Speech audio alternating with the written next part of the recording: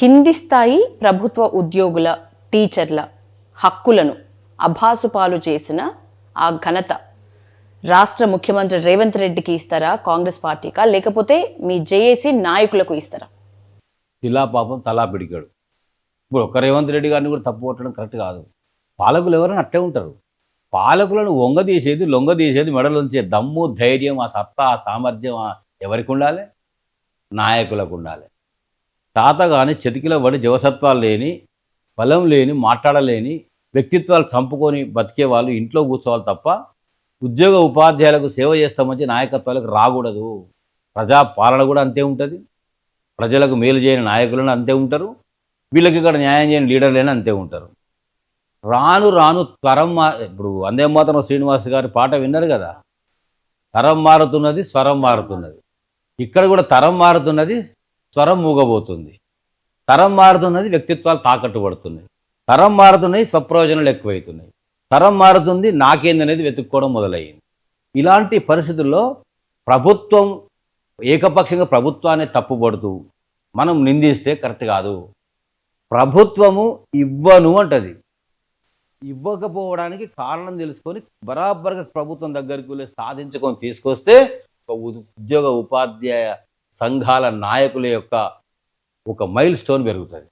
ఆ విధంగా ఉండాలి. ఇప్పుడు ఈయనొక్కడే కాదు, చంద్రబాబు నాయుడు ఉన్నప్పుడు 7 డిఎల్ పెండింగ్ పెట్టిండు.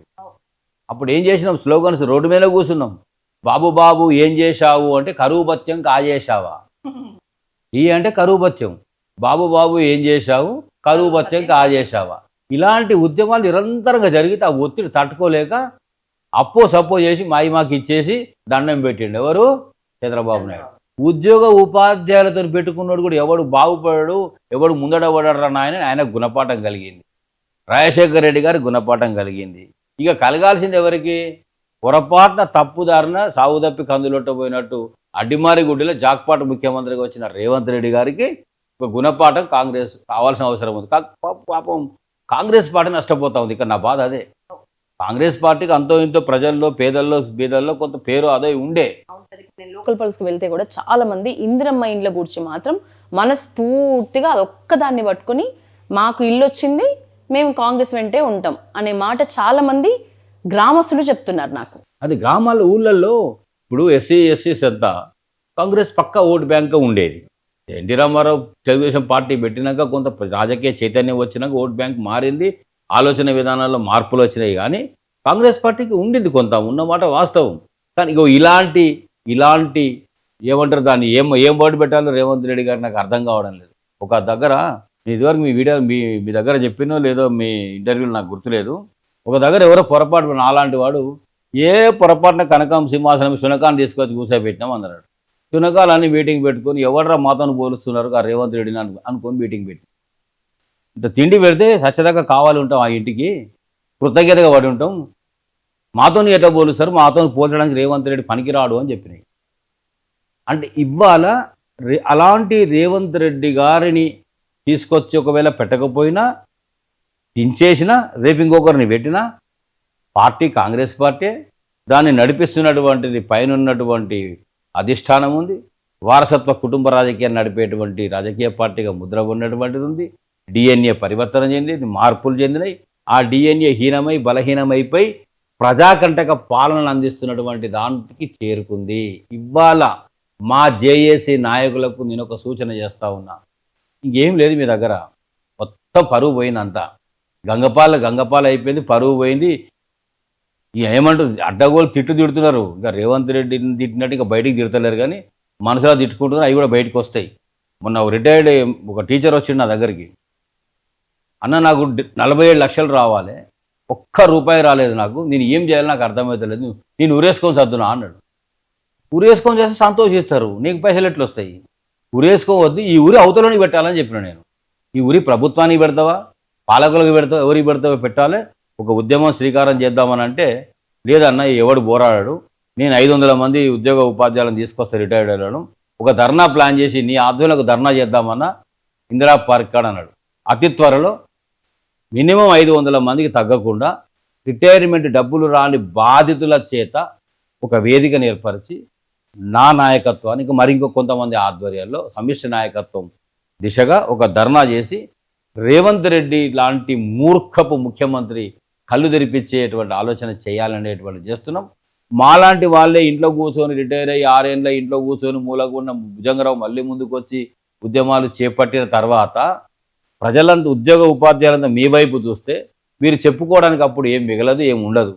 కాబట్టి ఈలోగా మీరు ముందే చెప్తున్నారా? కొంచెం లేచి తెలివికొచ్చి సోయికొచ్చి స్పృహకొచ్చి సిగ్గు శరము లజ్జ మానవ అభిమానమైన మిగిలి ఉంటే మీరు నాయకత్వాల్లో ఉన్నందుకు, ఆ సంఘం మీకు అవకాశం ఇచ్చినందుకు, ప్రభుత్వం ఇస్తే ఇచ్చింది ఓడి సంకల పెట్టుకోండి, సంబరపడండి, ఓకే. ఆ ఓడిని కూడా సంఘానికి ఉపయోగించండి. రావాల్సిన హక్కుల గురించి ప్రభుత్వంతో ఒక పట్టుబట్టండి, గట్టిగా పట్టండి. మాలాంటి వాళ్ళ మున్నాం, ఎవడైనా ముందుకు వస్తే నాలాంటి వాళ్ళని ముందుకు నెట్టండి.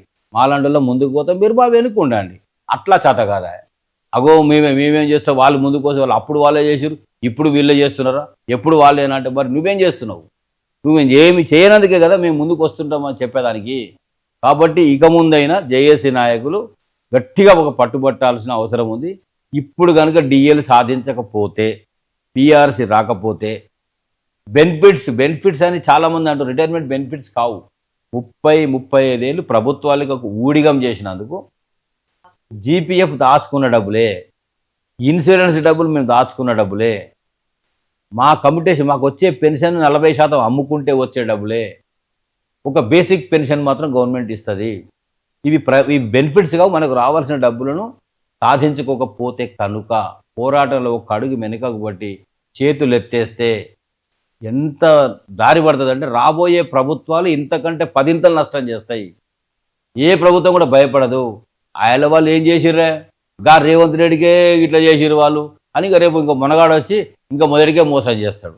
కాబట్టి ఇదే సందర్భం తెలుసుకోవాల్సిన అవసరం ఉందని నేను అభిప్రాయపడతాను. మీరు ముందు మళ్ళీ రావాలి అని అనుకోవటం అయితే కొంతమందికైనా ఎవరైతే కోరుకుంటున్నారో, కొన్ని మీ ఇంటర్వ్యూస్లో కమెంట్స్ చూసినప్పుడు కూడా మీలాంటి ఒక లీడర్ ముందు ఉంటే బాగుంటుందని చాలా మంది వాళ్ళ అభిప్రాయాలను చెప్పిండ్రు సార్. ఇది ఓపెన్ సీక్రెటే, చూస్తే కూడా కనిపిస్తాయి. సో మీరు ముందు పడటం వల్ల అయినా కూడా ఏదైనా ఈ బెనిఫిట్స్ రావాల్సినవి, మీరు ఇందాక అన్నట్లు బెనిఫిట్స్ అనను, మీ హక్కులు మీకు కింది స్థాయి ఉద్యోగులు ముఖ్యంగా సంతోషపడే విధంగా నిర్ణయాలు అమలు జరగాలని మా పల్లవి టీవీ తరపున మనస్ఫూర్తిగా కోరుకుంటున్నాను సార్. చాలా టైం ఇచ్చినారు. Thank you so much. Thank you very much.